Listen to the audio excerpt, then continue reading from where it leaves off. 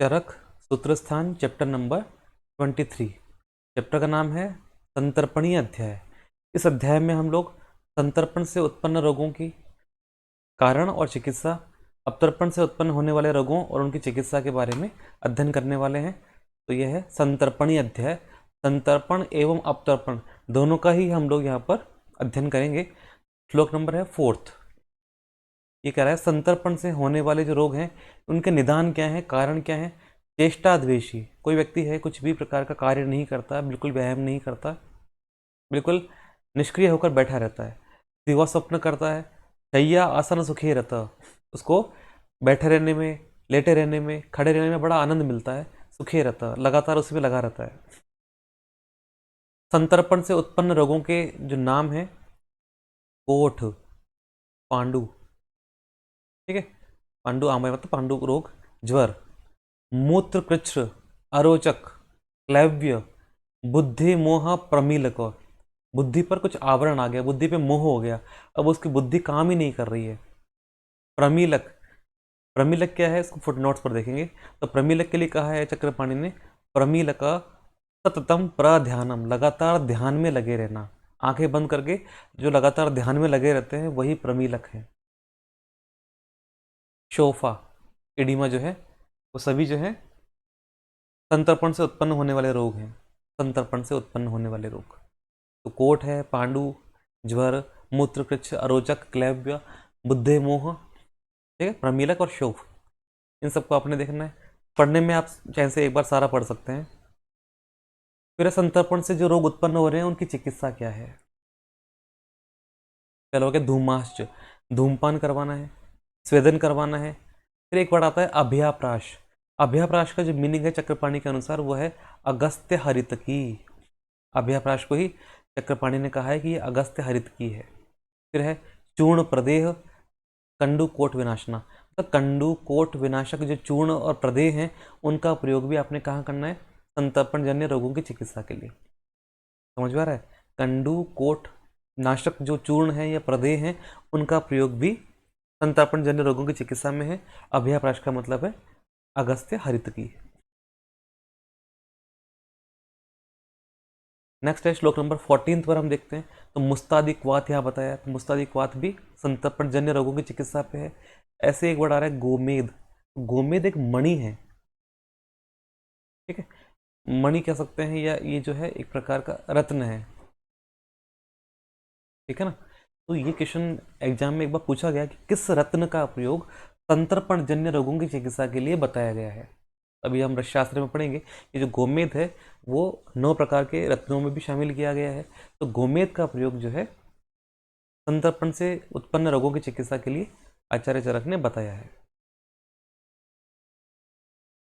फिर एक वर्ड आता है मंथ, ठीक है, मंथ हम यहाँ पढ़ेंगे। तो मंथ जो है लौह, जो लौह है वो अगरू का सिनोनिम है, अगरू। उदक, लोहोदक मतलब अगरू का जो, या जो हम जल बनाया है या अगरू का जो काढ़ा बनाया है आपने, उदका प्लुत, ठीक है। तो अगरू से युक्त जो क्वाथ है वो आपने मिलाकर बनाना है, उससे जो मंत्र बना रहे हैं वो भी हम संतर्पण से जो उत्पन्न रोग हैं उनकी चिकित्सा के लिए देखते हैं। क्योंकि विमर्श में कह भी रहा है ना, लहो उदका प्लुत इति अगरू अगरुदकात प्लुत, मतलब अगरू उदक प्लुत, मतलब अगरू से जो युक्त जो जल है।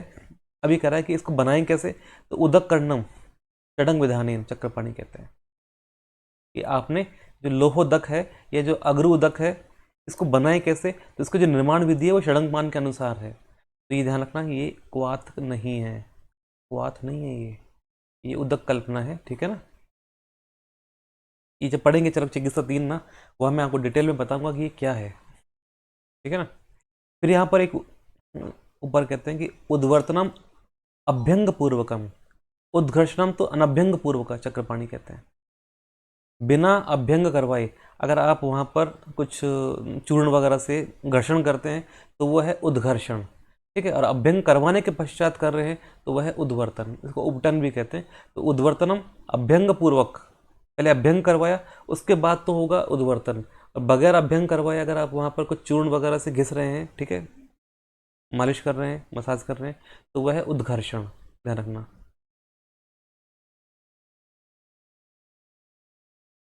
नेक्स्ट है व्योषाद्य सक्तु। व्योषाद्य सक्तु, तो यहाँ पर 21 पे कहा है कि चूर्ण तैल घृत क्षौद्र भागा क्यों मानता है समान, इन सबको समान प्रमाण में लेना है, चूर्ण को, तैल को, घृत को, क्षौद्र को। परंतु जो सक्तु है षोडश गुणों भागा, जो सक्तु है वो 16 गुना प्रमाण में लेना चाहिए। यह है व्योषाद्य सक्तु, 16 गुना।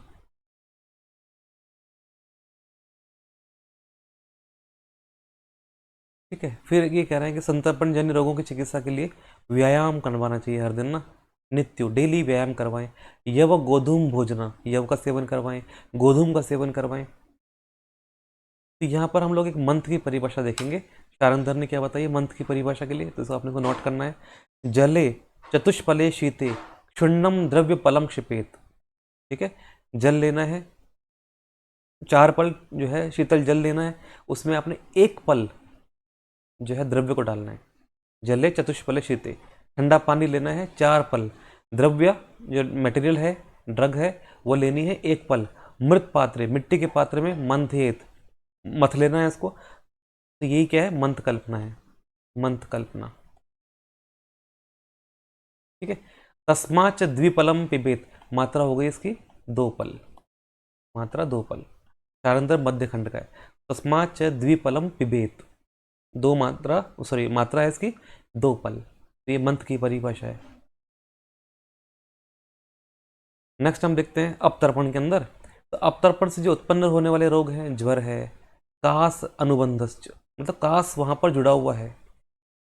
जैसे हम देखते भी जो लोग बहुत ज़्यादा वीक हो जाते हैं, तो कहीं ना कहीं उनको रेस्पिरेटरी ट्रैक्ट में इन्फेक्शन हो जाता है, हर वक्त उनको खांसी बनी रहती है, तो कास का अनुबंध बना ही है अगर रोगी अपतर्पण जन्य विकार उसको है, अरोचक हो गया उसको।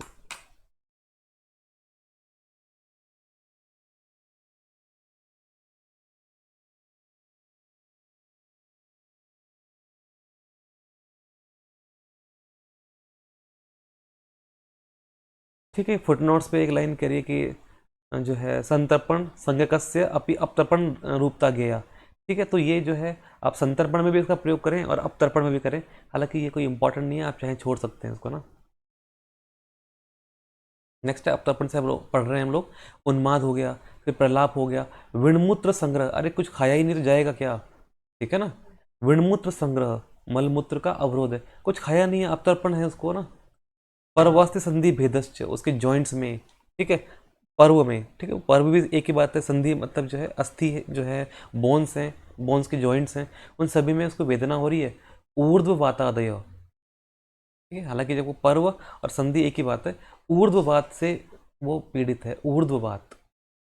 अब यहाँ देखेंगे जो ज्वर है, अरोचक है, ये संतर्पण और अपतर्पण दोनों में है। मूत्र कृच्छ संतर्पण जन्य विकारों में है, मूत्र संग्रह अपतर्पण जन्य विकारों में है। इसको आपने देखना है, ज्वर और अरोचक दोनों में है।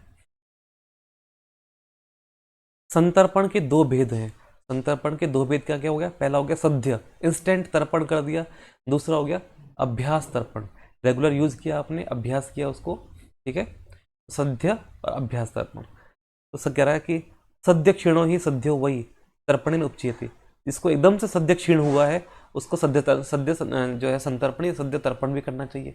एकदम से कोई पेशेंट है वीक हो गया, कोई ऐसी बीमारी हुई उसको, एकदम से वो वीक हो गया, तो तुरंत आपने उसको तर्पण भी करना चाहिए।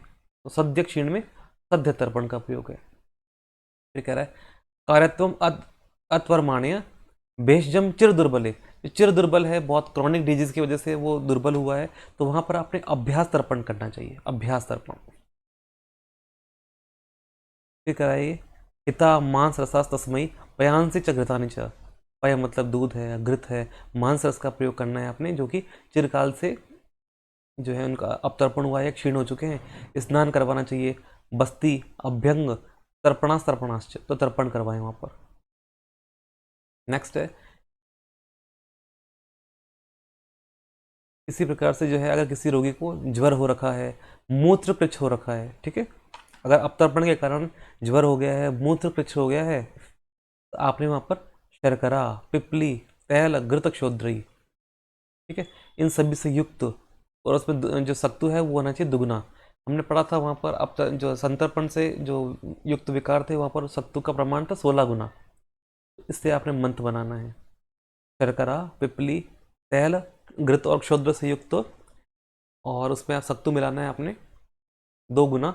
तो ऐसा आपने मंत्र बनाना है, उसका प्रयोग करना चाहिए आपने अतर्पण से जो विकार उत्पन्न हो रहे हैं उनकी चिकित्सा के लिए। तो अष्टांग संग्रह यहाँ पर क्या कहते हैं कि जो सत्तू है वो समभाग लेना है, ठीक है, केवल इसी योग के लिए ना। यहाँ चरक कह रहे हैं कि सत्तू दुगना लेना है, अष्टांग संग्रह कह रहे हैं सत्तू जो है समभाग लेना चाहिए।